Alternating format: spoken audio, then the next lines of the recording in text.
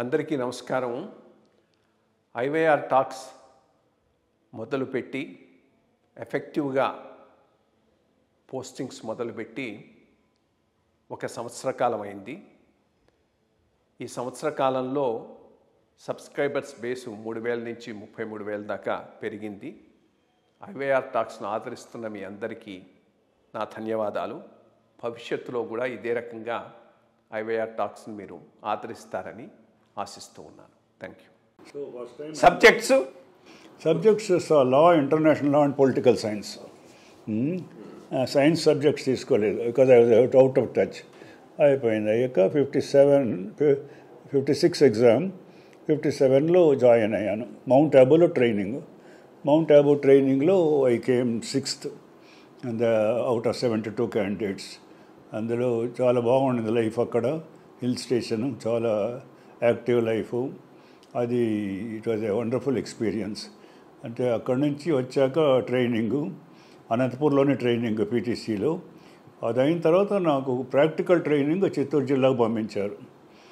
చిత్తూరు జిల్లాలో అప్పుడు ఎస్పీ ఆయన రెడ్డి గారు ఉండేవారు. తర్వాత ఇంకొక ఆయన నాయుడు, ఆయన రిటైర్డ్ ఎస్పీ. వాళ్ళిద్దరూ మా ఊర్లో పనిచేసిన వాళ్ళు కాబట్టి చాలా అఫెక్షనేట్గా చెప్పారు. ప్రాక్టికల్ ట్రైనింగ్ పీలేరు అనే చోట అక్కడంతా అయింది.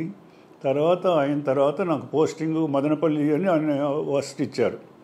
చాలా సంతోషపడ్డాను, దగ్గర ఉంటుందని. ఇంతలో ఆయన అక్కడ ఏదో చేంజ్ వచ్చింది. నేను సడన్గా ఇక్కడ సిపిఎల్ అని ఒకటి ఉంది, టెంపరీగా అక్కడ వేశారు. యాజ్ ఏఎస్పీ కందుకూరుకి వెళ్ళి కందుకూరులో 2 years. అప్పుడు పెళ్ళయిందా మీకు? 59-61 అక్కడున్నాను.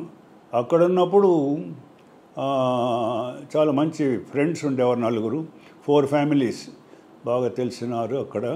వారు చాలా బాగా చూసుకుని, నేను ఒక్కడనే ఉండేవాడిని. ఇంటికి ఊరికి కొంచెం దూరం బంగ్లో, అక్కడ ఉండేవాడిని. వాళ్ళందరూ మాకు ఫ్యామిలీస్ చాలా బాగా ఆదరించారు. అప్పుడు పెళ్లి జరిగింది నాకు. ఎవరు వాళ్ళు ఫ్యామిలీస్ ఏమైనా గుర్తున్నారా?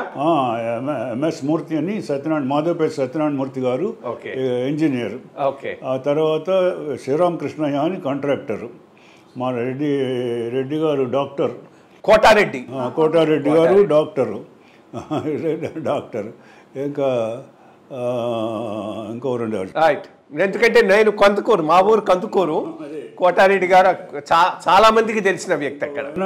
అక్కడ టెన్నిస్ కోర్ట్ మేమే మళ్ళీ చేయించి, అది ఎంత యూజ్ చేయడం లేదు, దాన్ని చేయించి మేము అప్పుడప్పుడు ఆడుకునేవాళ్ళం. తర్వాత తర్వాత అప్పుడే పెళ్ళి అయింది. తర్వాత ఒక 3 monthsకి నన్ను నెల్లూరు ట్రాన్స్ఫర్ చేశారు. నెల్లూరు ట్రాన్స్ఫర్ చేస్తే నెల్లూరులో ఉన్నాను 61 to 64. అప్పుడంతా ప్రమోషన్స్ చాలా తక్కువ. వేకెన్సీ వస్తేనే ప్రమోషను.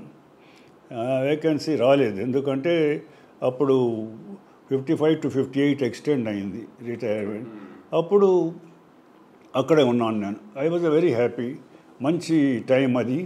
అప్పుడు ఏమి పెద్ద ప్రాబ్లమ్స్ లేవు. అప్పుడు బాగా కాంగ్రెస్ పెద్ద లీడర్స్ ఉండేవారు, ఎస్సీ సుబ్బారెడ్డి వాళ్ళందరూ ఉండేవారు. బాగా గట్టిగా ఉండేది బాగానే.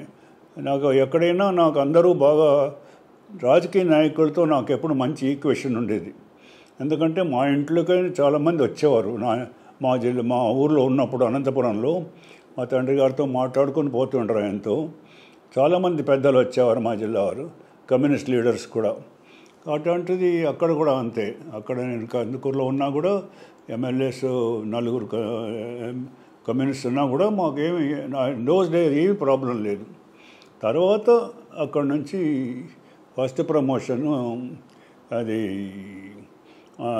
కందుకూరు వచ్చాను. ఇది మన కరీంనగర్ వచ్చాను. కరీంనగర్లో చాలా మంచి అప్పుడే విశ్వనాథ్ సత్యనారాయణ గారు ప్రిన్సిపాల్గా, అప్పుడే ఆయన హ్యాండింగ్ ఓవర్ చార్జ్. తర్వాత ఐవి చలపతిరావు గారు వచ్చారు, మంచి స్కాలర్, వెరీ గుడ్ ఫ్రెండ్. మా రోజు కలెక్టర్స్ కూడా we had very good people. అందరూ చాలా మంచి ఫ్రెండ్స్ వచ్చారు. అక్కడ ఎస్పీగా ఉన్నారు, కరీంనగర్లో ఎస్పీగా ఎన్నాళ్ళు ఉన్నారు? ఇప్పుడు అక్కడ just 1 year.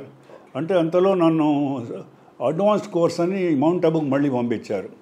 Advanced course attend అయ్యి ఎన్నికకి వచ్చాను. మళ్ళీ ఒక 5-6 నెలల తర్వాత I was shifted to Chittoor. అది చిత్తూరు వెళ్ళిన తర్వాత చిత్తూరులో ఏమీ పెద్ద ఇంపార్టెంట్ ఏం లేదు. అప్పుడు మేము చిత్తూరులో ఉన్నప్పుడు ముఖ్యంగా జరిగింది స్టీల్ ప్లాంట్ అజిటేషన్. కొంచెం తిరుపతిలో కొంచెం ఉద్రిక్తత ఉండింది, కానీ అక్కడ ప్రాబ్లం లేదు. అప్పుడు అక్కడ స్పోర్ట్స్ బాగా ఎంకరేజ్ చేసాం. Hockey team, Indian hockey team పిలిచి మ్యాచ్ ఆడించాము తిరుపతిలో. మదనపల్లి హాకీ చాలా ఇంపార్టెంట్, మంచి టీం ఉండేది. అక్కడ జాన్ స్టాచ్యూ పెట్టాలని చెప్పి అంతా అయింది. నేను వెళ్ళిపోయిన తర్వాత పెట్టుకున్నారు.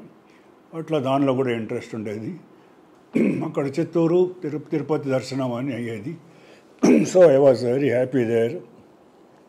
తర్వాత ఏమైందంటే అప్పుడు ఇందిరాగాంధీ గారు వచ్చారు. వస్తే బ్రహ్మానంద రెడ్డి గారు మాట్లాడుతున్నారు. అప్పుడు వెళ్ళిపోయేటప్పుడు ఏదో చెప్పారు, నాకు తెలియదు. ఆయన వచ్చి ప్రభాకర్ని వెళ్ళి కృష్ణా డిస్ట్రిక్ట్ పో అన్నారు. పోతాను సార్ అన్న, తొందరగా పోయి జాయిన్ అవ్వు. CPI MLAs formed, they have announced that they will take to violence, నువ్వు వెళ్ళి అక్కడ చూడు అన్నారు.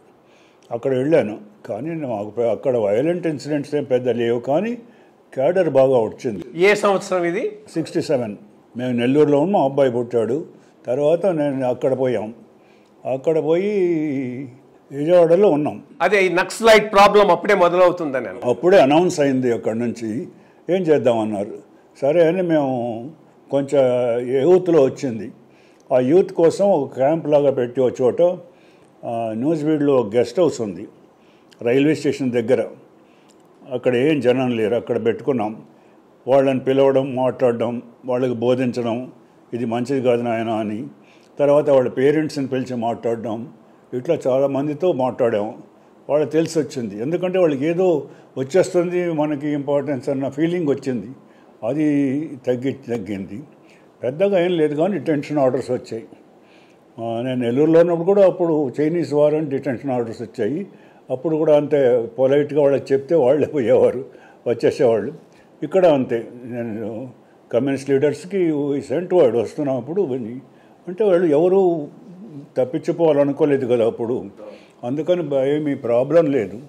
అప్పుడు అక్కడ విజయవాడలో 3 years చాలా బాగుండింది. నా హెడ్ క్వార్టర్ మచిలీపట్నం అయినా స్మాల్ బంగ్లో ఇన్ విజయవాడ.